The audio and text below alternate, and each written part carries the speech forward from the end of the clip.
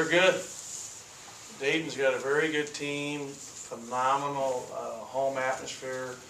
This will very much reciprocate a SEC away game in our conference here in late November. So that's why we're doing it. Watching them play, Dayton, University of Dayton, I mean, they're incredibly physical. I watched their game against Virginia last night, and after I think like 14 minutes, Virginia had like about 10 points gone in the first half. I mean, it's a physical knockdown, drag out. They're very athletic, big wings, really big, strong, physical 2-3 starters. Point guard's outstanding, young man from Memphis, Crutcher, who obviously played well against us here last year in their comeback, and is an outstanding player. And Cunningham's their best player inside, is really good. First team all preseason pick out of the A10. Guy's a player. So we've got our hands full, and it'll be fun. It'll be 13,500 great basketball fans there. It'll be a great atmosphere. I wish all of you in the media could go. We do too. Yeah. Questions? Go ahead, Brett. Is it a typical Anthony Grant defense out of them, pressing, harassing, that kind of You know, they press on free throw situations quite a bit in terms of run and jump, man to man. They will show a zone diamond press. They're down late in the game as they did against Oklahoma, but they really get into you physically. Their defense is very tough, and they've really recruited to being a good defensive team in terms of the size of their wings. I mean, they're big and physical everywhere you look. Go here to coach's right. Any update on Abdul? Abdul's going to try to practice some today. It'll be limited in nature, but we'll see how it goes. And I should have, if you get with Matt, I will try to give him an update after practice. And the better update is actually tomorrow after he's gone on it for an hour or so and see how the ankle responds. Yesterday he was out there 1-on-0 with the trainer and did some things, and he's tough, so he'll give it a go, and we'll see where we are today after. So no, for sure. Is he playing or not playing yet? Again, questions? Well, go ahead, Todd. You mentioned Dayton being big and physical. How do you feel like your team matches up with a big physical team? Do you think that your team can compete in those, Yeah, I think we did last year in our league, and we've got to be more physical. I thought we got out-physicaled in the ASU game in the first half. In the second half, we woke up and started to play much more physical. We got a bang. Probably the most troubling stat of all our stats for me is we're not getting to the foul line enough. We got to get to the foul line more than 12.5 times per game. And that's taking the basket, getting it inside, getting hit, and we're not getting the foul line as much as we need to get to. So that's something that we'll be talking about today, and being concerted effort on that. Go ahead. With Reggie playing or starting the last two games, what have you got? Do you think you've gotten out of him since he's kind of assumed that starter's role right now? I think he's improving every day, and whether or not he starts is inconsequential to the importance of his minutes and his growth as a player. I thought, he played very well for us in our game against Alcorn State, and like I said, always. I mean, what he brings to the table, number one, is his ability to rebound. He rebounds. He's our best offensive rebounder as a freshman.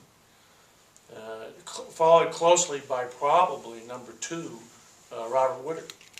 And we need Q to get more offensive rebounds. He's got to be more concerted to get in there and rebound for us. And he showed it last year at times. He was a great offensive rebounder, so that's something we've got to get Q to do. And that's by playing hopefully a few less minutes. The injury costs us, and I've got to do a better job managing that, in terms of his minutes, so he can play harder for less time, and I think he gets more production that way.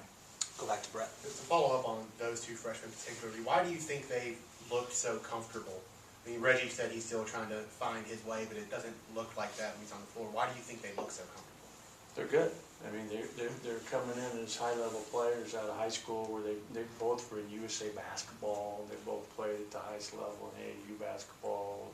They've both been, in the Nike, elite camps and Adidas elite camps. So they've been to the highest level of the level you can go to as a high school player.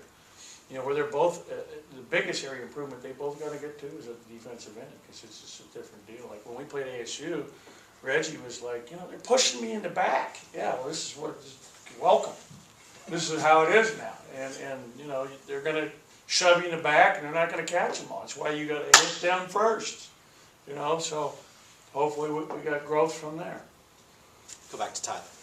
Nick is shooting the ball probably better than any of your guards right now, but he's taking less shots than a lot of those guys. Are you looking for him to sort of be more aggressive? What I think is that he's taking best shots. And Yeah. so, you know, I commend his, you know, basketball IQ in terms of good shot, bad shot, taking good shots. I mean, today we had him shoot in the morning. He shot great.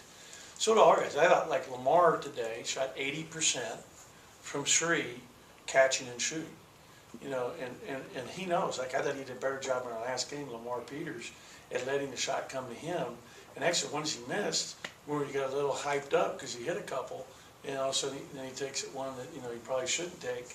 But when he's open, I mean, the way he's shooting right now, I mean, this is on, you know, 150 attempts. You know, he made, you know, 80% of them this morning. You know, Tyson Carter, same thing. You know, it's just, and I watched every one of Tyson's shots and Lamar's shot on the season with them in the last 2 days. So they see the difference when you're open, and because they're both really good shooters. I think they've worked so hard, they're so anxious to get it going because they've put all these, I mean, I can't tell you countless hours they put in the gym in the off season. Nobody put more time in the gym than Tyson and Lamar this summer in our program. And it was, you know, so you're, but I think now we're settling down. Guys, let it come. You know you're getting in. We want you to take, when they get open shots, it's like, count it. Anything else for Coach?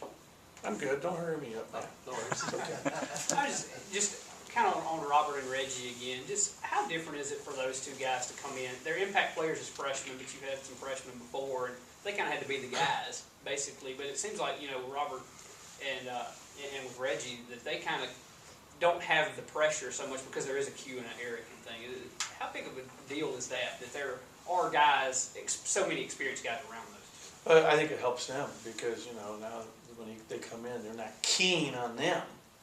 You know, which is good because a year from now, they're keen on them. You know, I mean, and they can kind of, you know, continue to grow. And they're great kids. I mean, I can't tell you how fun it is to coach those two. You know, I mean, Reggie's in here this morning, lifting at, you know, 8:15 in the morning, shooting from 9 to 9:40. I mean, you know, these guys are just phenomenal to work with, and the coach, and you're seeing his growth, like in his jump shot, is really improving. You know, he was shooting without a lot of lift through the summer because that's how he kind of always did it. And now you can see at this level, when the guys are going so much faster, you got to have, you know, more lift on your shot and get a little lower on the catch. And he's learning to do that. And guys, I was so excited this morning. I was really pumped up, and as I watched him, I mean, it's so fun to watch players grow before your very eyes. I mean, that's what's fun about this job, is and they want it so bad, and they're, you know, just like, you know, it's so fun to coach guys that are coachable, and that's what makes it fun. How much do you know about the NET metric that the NCAA is using to? Not enough. Okay. I can't explain it to you. I mean, just win, baby, win. You know, I mean, it's, you know, a little bit confusing after changing all this time, and, you know, everybody seems to agree it's going to be a better way to do it, but for me to sit here and tell you that I you know, am an expert at it would be false. Anything else? Coach, you have 11.8 turnovers per game. Are you protecting the ball the way you like to? Yeah, I think that's been one of our strengths, except for the last game where we had 17. I think it's been a real strength for us. I mean, one of those games we had like, you know, 5 or 7 turnovers in the game. Part of it could be explained as we're probably shooting a little too quick at times, so we don't get a chance to get a turnover, which, you know, some people believe in. And that's a good thing. I mean, it's, yeah. We don't want turnovers, but not at the expense of shooting quickly. I mean, again, we're a much better shooting team, in my opinion, than our three-point percentage indicates.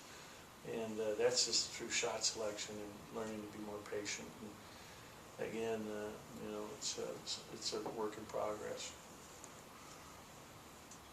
Thanks, guys. All right, thank you.